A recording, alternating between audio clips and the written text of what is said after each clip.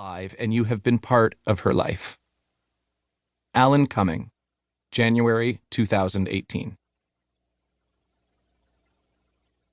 Prologue.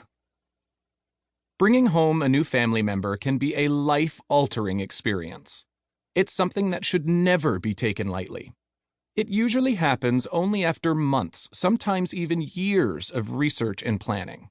At least it does for any sensible person, something I, Steve, have never claimed to be. Animals have a way of finding me. Like our dog Shelby, whom we were just supposed to be babysitting, but then her family moved away and never came back.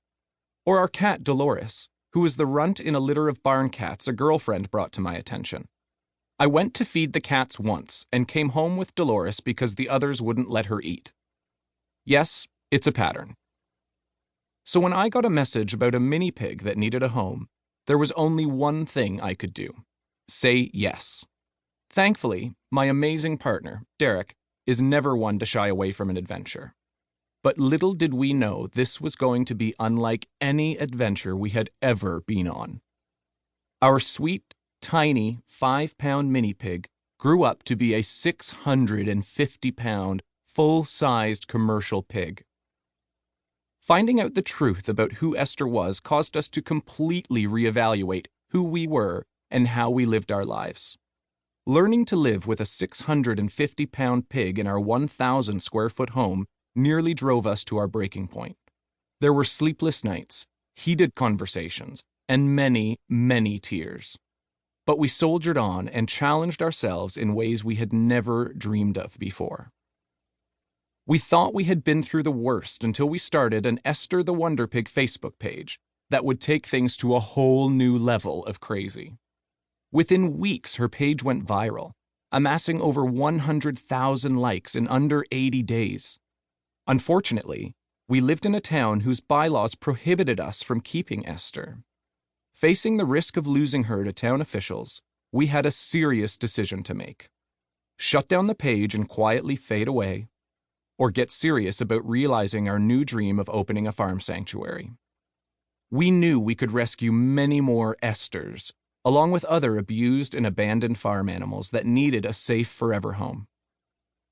5 months after the page began, and less than 2 years after we met Esther for the very first time, we launched a crowdfunding campaign that raised more than $440,000 to buy the farm in just 60 days.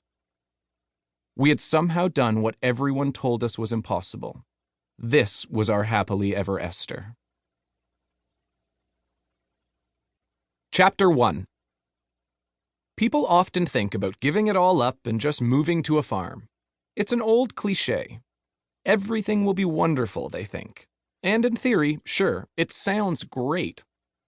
Waking to the melodious sounds of birds chirping, breathing in fresh air as you sip your morning coffee on the porch, and watch the livestock frolic.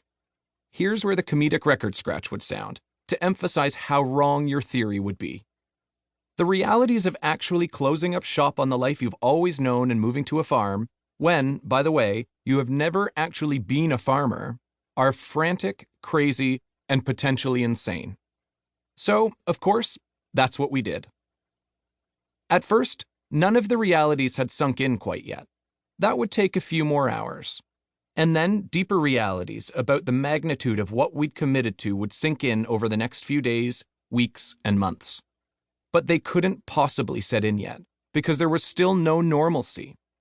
So we were just going with the flow, moment to moment, not even in the same area code of realizing what we had just done.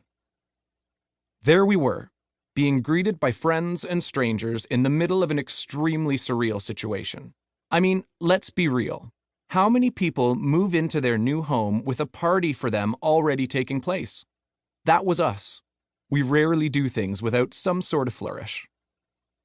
When we first arrived at the farm, we had tons of guests on our property, milling about with wide eyes and big smiles, all there to welcome us to our new home. While we'd never moved to a farm before, we had previously changed homes, and that change had certainly never come with an army of well-wishers.